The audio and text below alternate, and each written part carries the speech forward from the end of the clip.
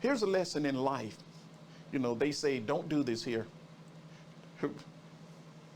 Don't drink and dial, which means you don't have excessive drink and then dial your boss and ask or share any thoughts. That's one thing they say.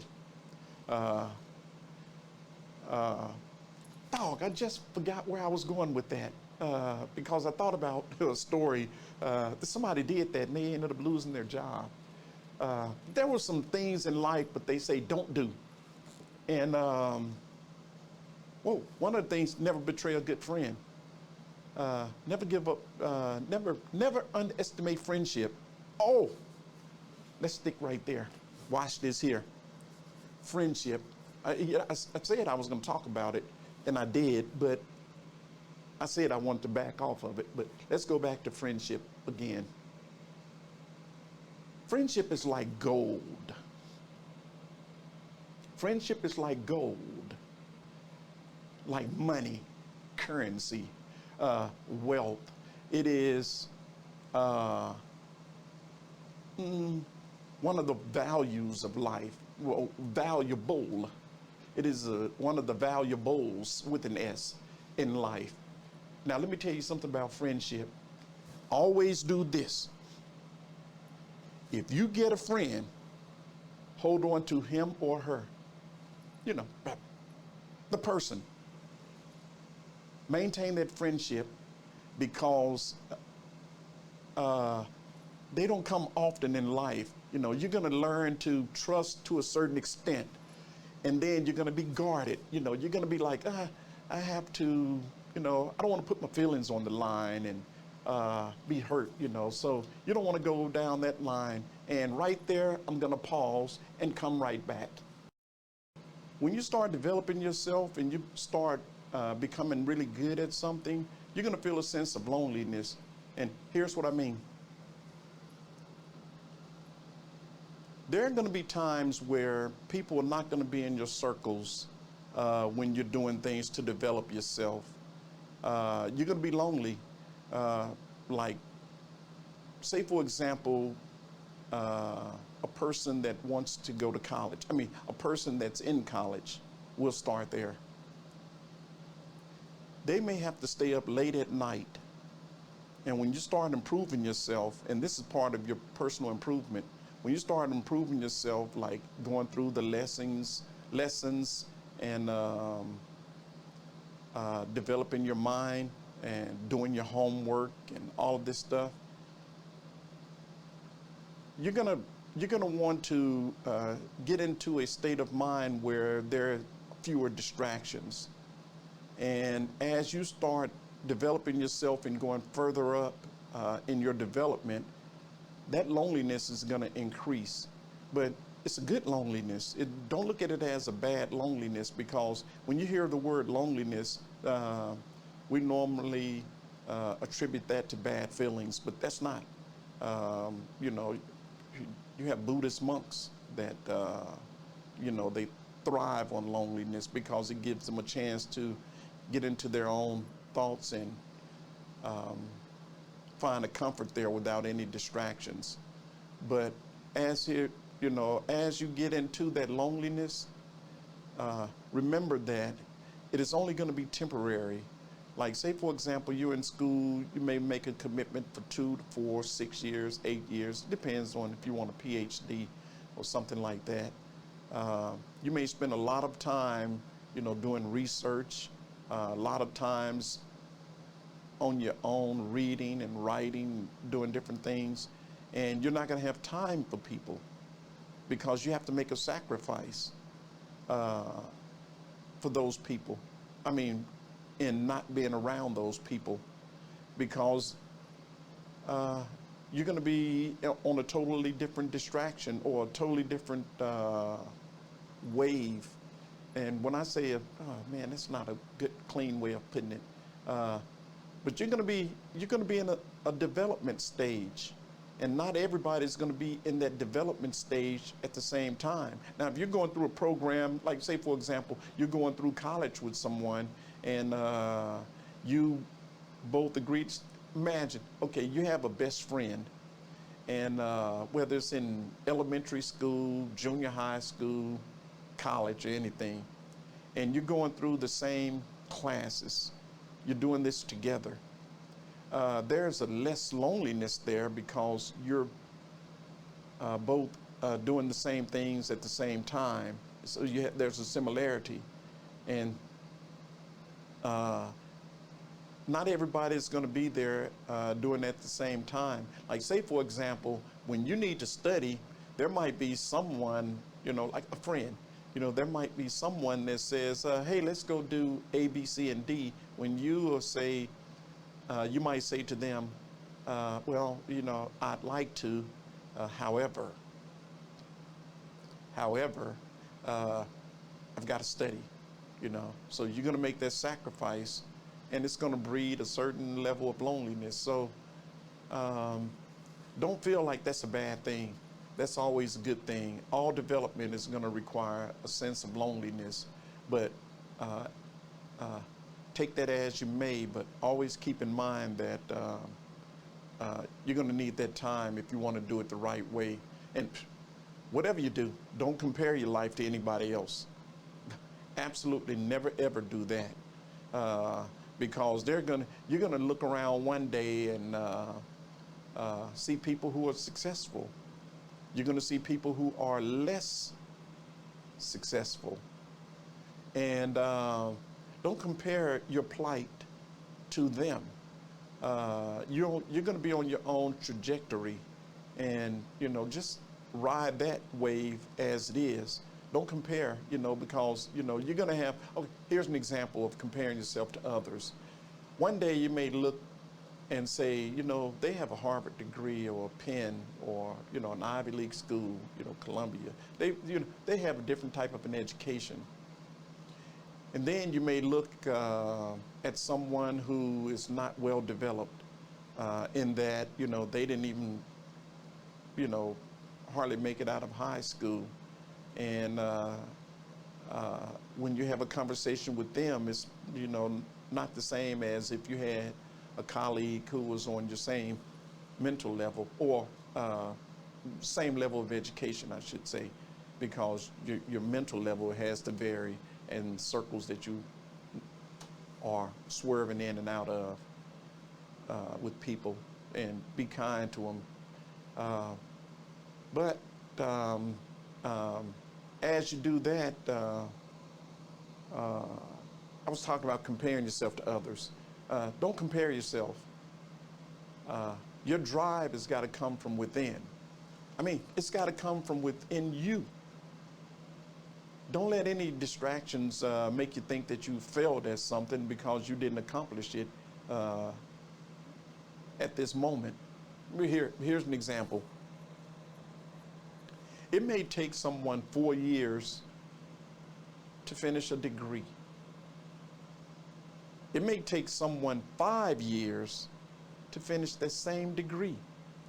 Then you may have a prodigy who can do it in 2.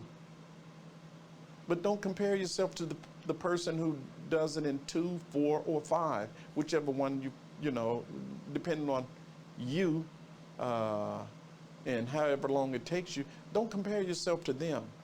Do it under your structure, under who you are as a person, and everything will be fine. Just never give up. Never give up. That is the key. Never give up. Anyway, didn't mean to say it like that. But nonetheless, stay focused. What is one thing I said that I was going to talk about, and that is, got it. Separate words from people's action. I was telling this story about words and actions one time, and this may seem a little insensitive, so prep your mind for it. Just prep your mind for it, because this could touch on an insensitivity level. But Watch this here. When I say separate words from actions, people will tell you things, but if their actions don't show it, the words are useless. Here's an example, and this is the insensitive piece I was telling you about. So be guarded, mentally here. If you have a friend, well, just say a person. If you have a person that's sitting there just punching you, there's an action that's taking place. They're just punching you. Let's say punching you in your stomach. They're punching you in your stomach, and it's hurting. But their words are totally different from their actions.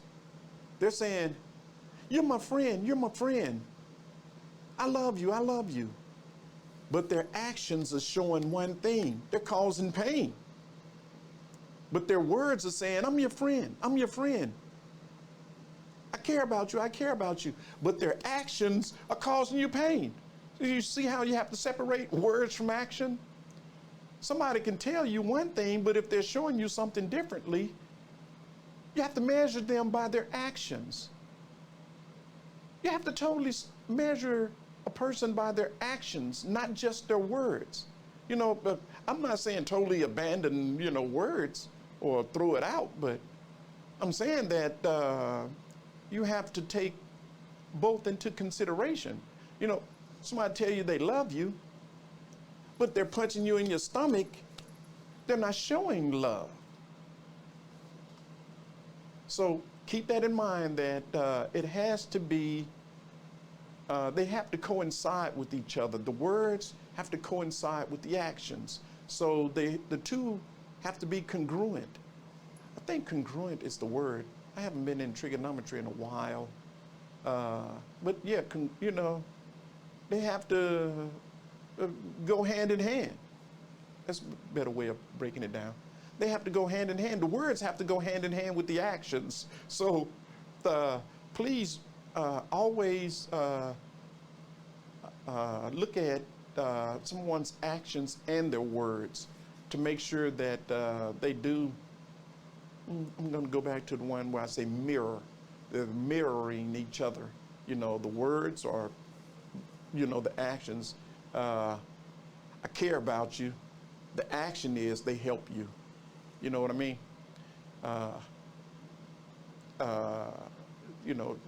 They have to go hand in hand, for lack of a better term. And here's another thing. Don't waste time. Don't waste time. Don't say, "Hey, you know what? I'm going to do this here." And never begin. Never start. Never start.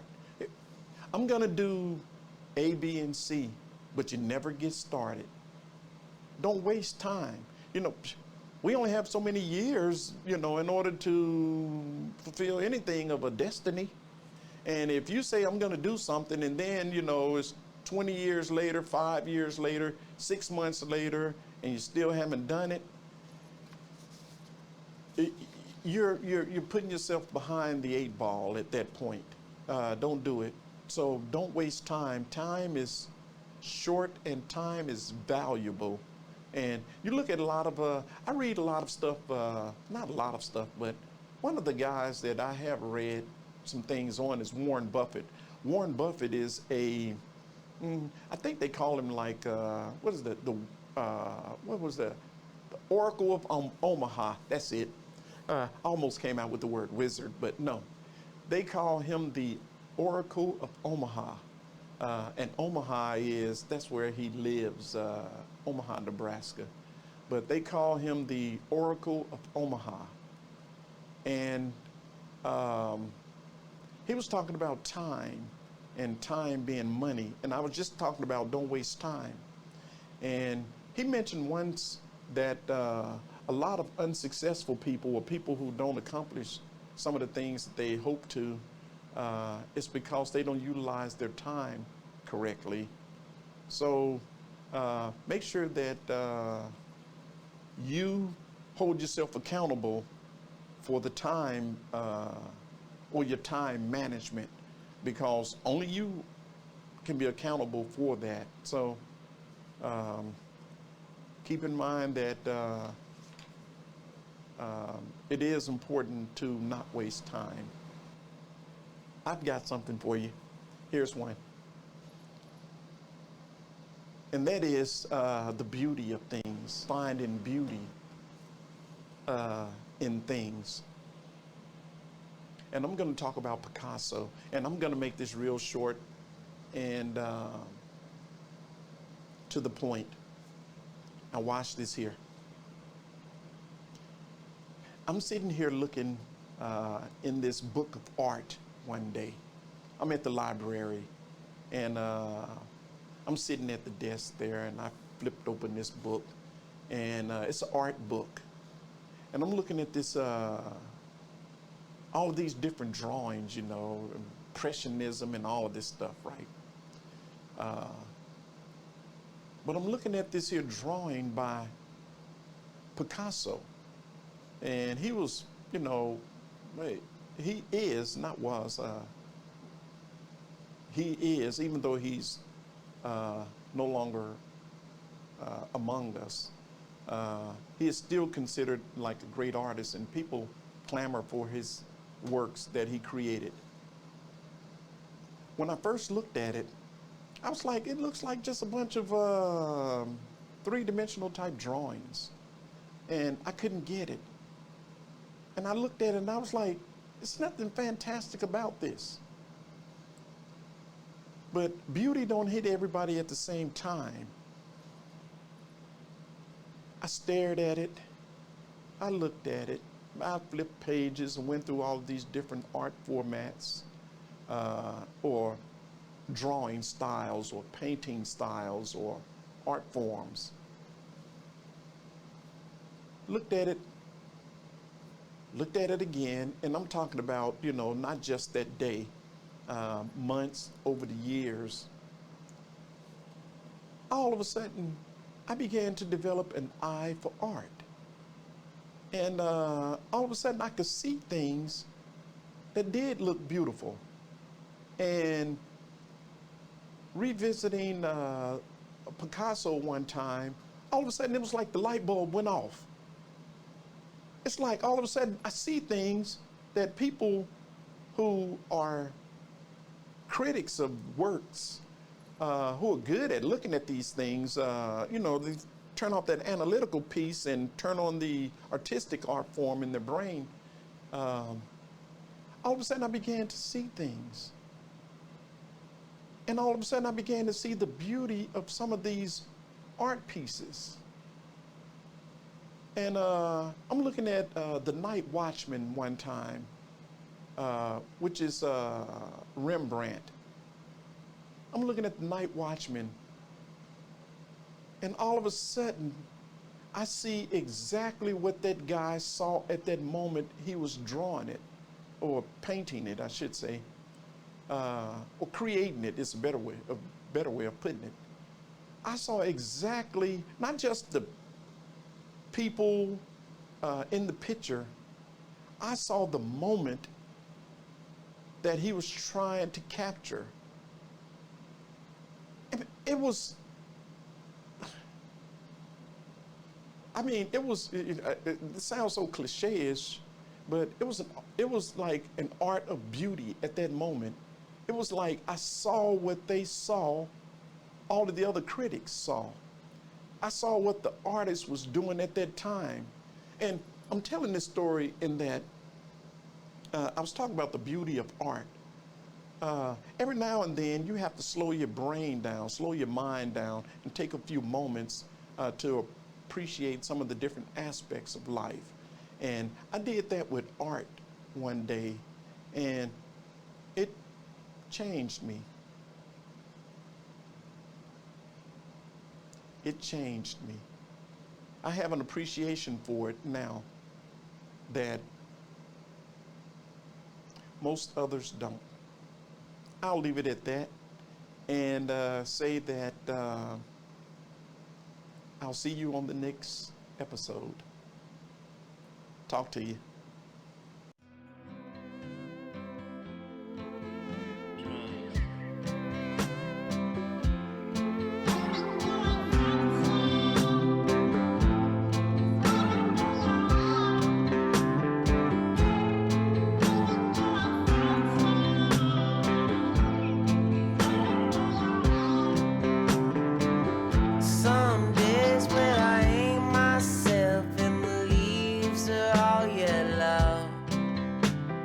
Something in the breeze gonna save my life. Feels like home, but I ain't alone.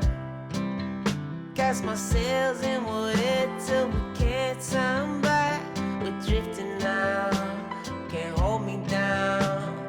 1,000 tales of broken hearts play inside my head, heavy on my shoulders. We're all getting older. Feel the weight, to let it go.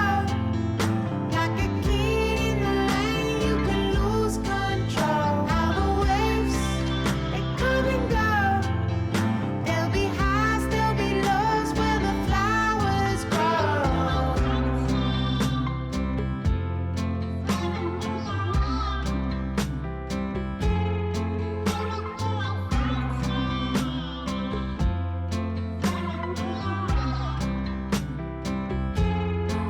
These diamond hands won't let you go. No, I could never be alone. This lonely world can crush your soul. The share